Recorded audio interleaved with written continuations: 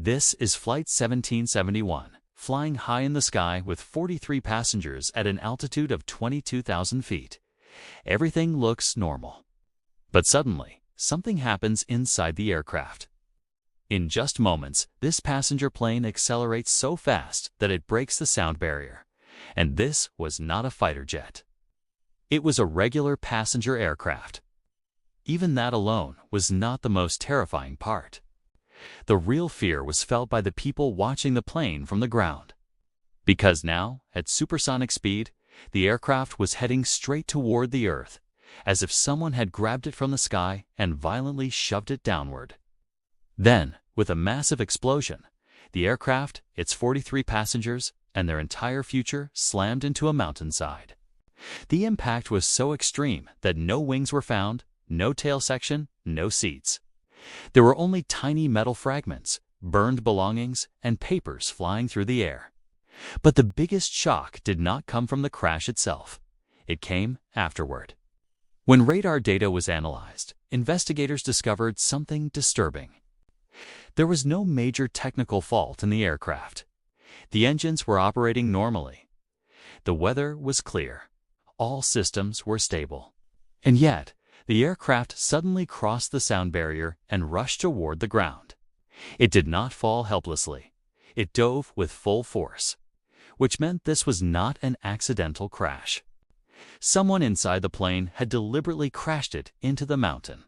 From this moment, the case stopped being an accident and turned into one of the most dangerous mass murder cases in California's history. And the enemy was not an external terrorist.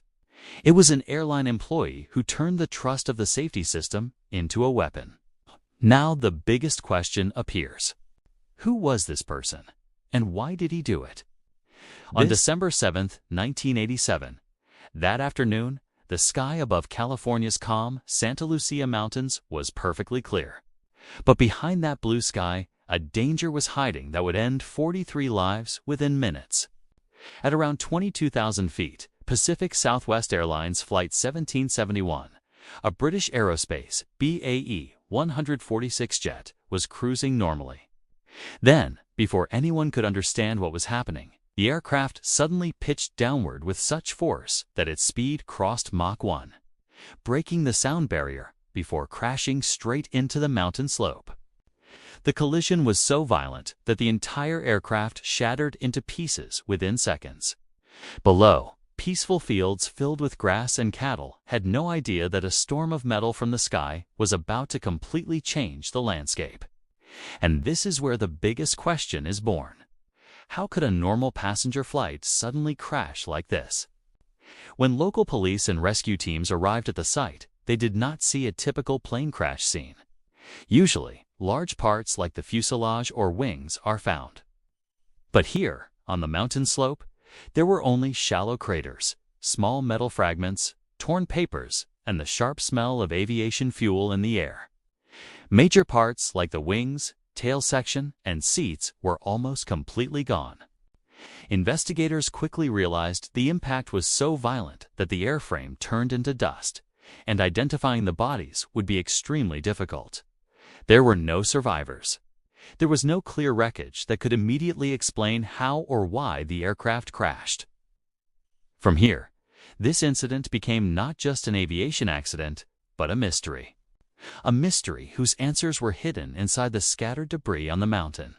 Radar recordings made the mystery even darker. The data showed that just before the crash, Flight 1771 was completely stable. The engines were normal, producing thrust, and there were no signs of mechanical failure or mid-air breakup. Then suddenly, the altitude graph dropped straight down, like someone in the cockpit had forcefully pushed the controls forward and locked the aircraft into a nose-down attitude. When the National Transportation Safety Board team conducted a micro-level survey of the crash site, they found no intact control surfaces, cockpit sections, or cabin parts that could suggest mechanical failure or a struggle in the final moments.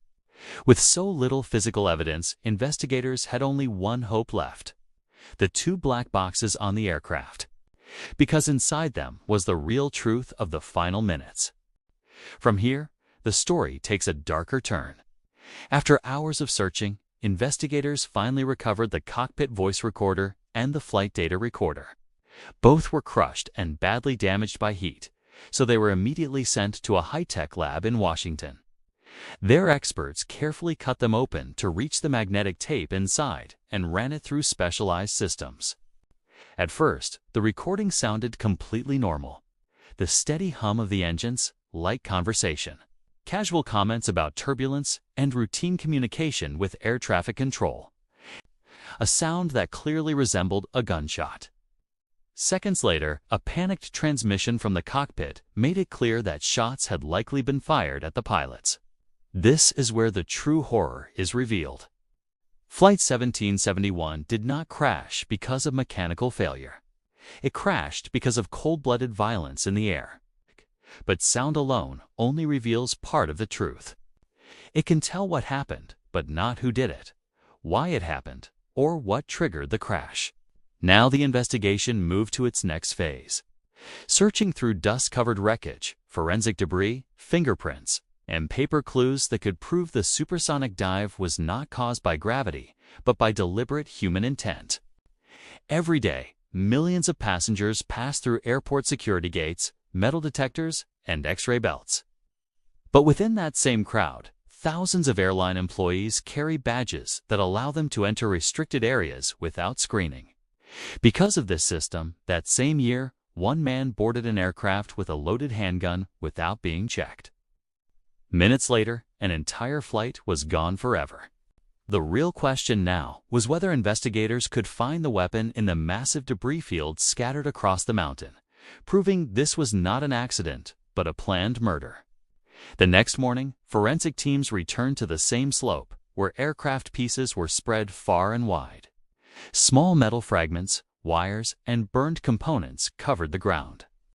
In a normal crash investigation, attention is given to engines and cockpit panels.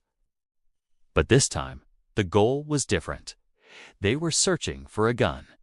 Finding a handgun in such a huge debris field was like searching for a needle in a haystack. Teams were divided into small groups, and every piece was turned over by hand. If shots were fired in the air, the weapon had to be somewhere. After hours of exhausting searching, an officer found a heavy, twisted piece of steel buried in the soil. At first, it looked like part of a pipe, but on closer inspection, the inner grooves were clearly visible. It was a revolver barrel. Nearby, another piece of the same metal was found, containing remnants of a cylinder and chambers. Experts immediately identified the remains as parts of a .44 caliber Magnum revolver. The crash was so violent that even this heavy weapon had shattered into pieces. But finding it changed everything. This was no longer speculation.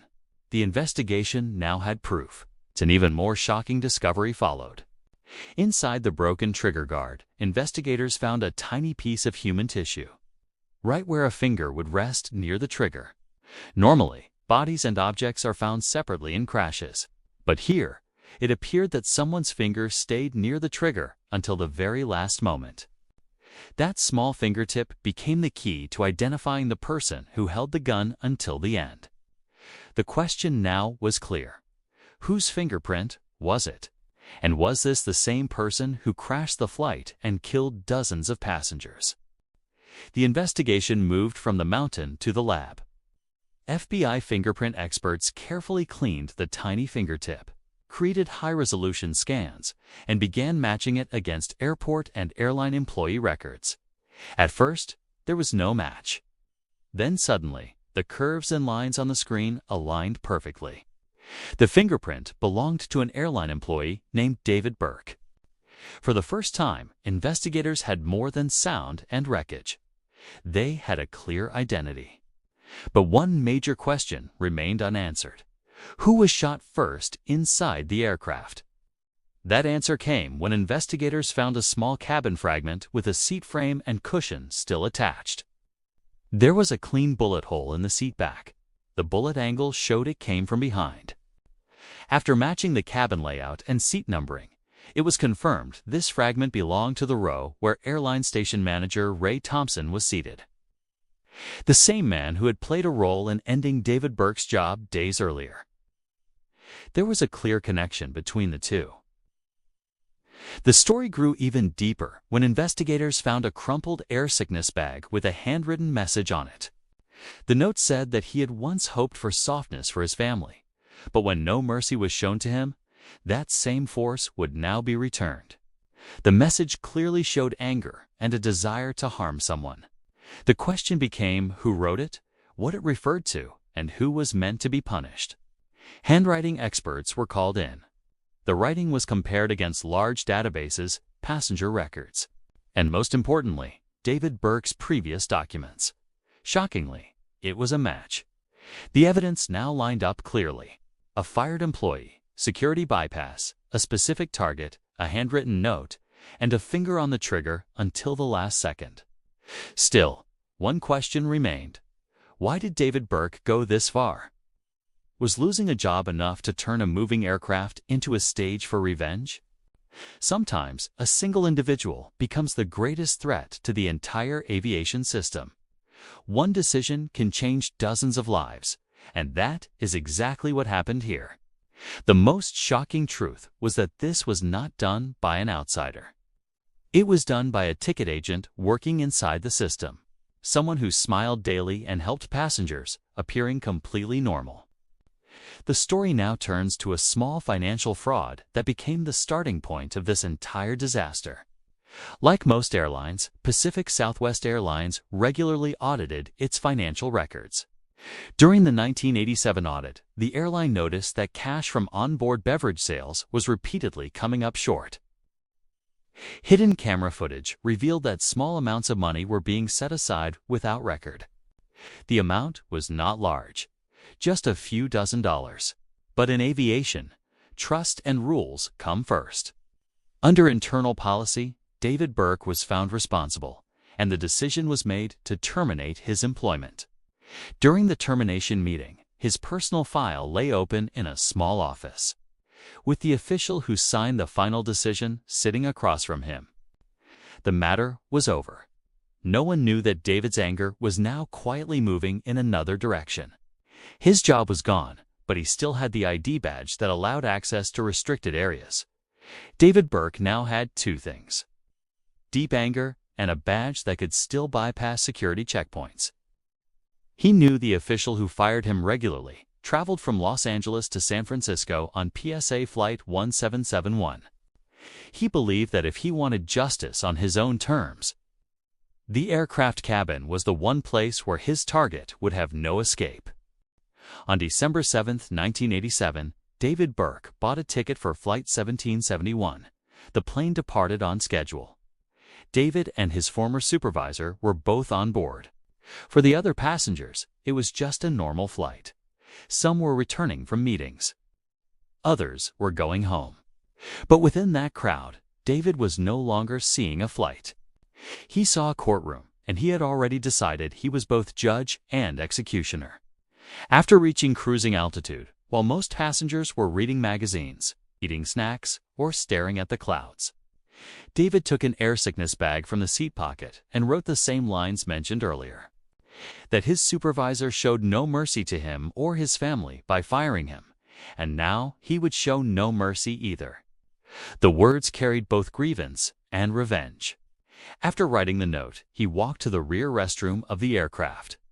There, he prepared the weapon he had brought with him. About 1 minute after returning from the restroom, the cabin atmosphere changed instantly. Black box records show that he first shot his target, his supervisor seated in front of him, from behind. Then he moved toward the cockpit, where the pilots were flying the aircraft. His intention was now clear. He was going to crash the plane and kill everyone on board. Experts believe that by this point, he understood that after killing his supervisor, he would be arrested as soon as the plane landed. So he chose to die and to take the entire flight with him. He immediately fired into the cockpit, shot the pilots, pushed the controls fully forward, and set the throttle to full. The aircraft rushed toward the mountains at extreme speed. Gravity and velocity worked together, and the plane easily reached the sound barrier before slamming into the mountain. As explained earlier, the impact was so violent that not only were there no survivors, but passengers' bodies were scattered across the mountainside, making identification almost impossible. From the passenger's perspective, the final seconds would have been impossible to understand. In that high-speed descent, they were only experiencing the most terrifying moments of their lives. And then, everything ended instantly. The story now returns to the world after the crash. This incident shook not just one aircraft, but the entire aviation security framework. After investigations and reviews, authorities made major changes. Any employee termination now required immediate deactivation of ID badges.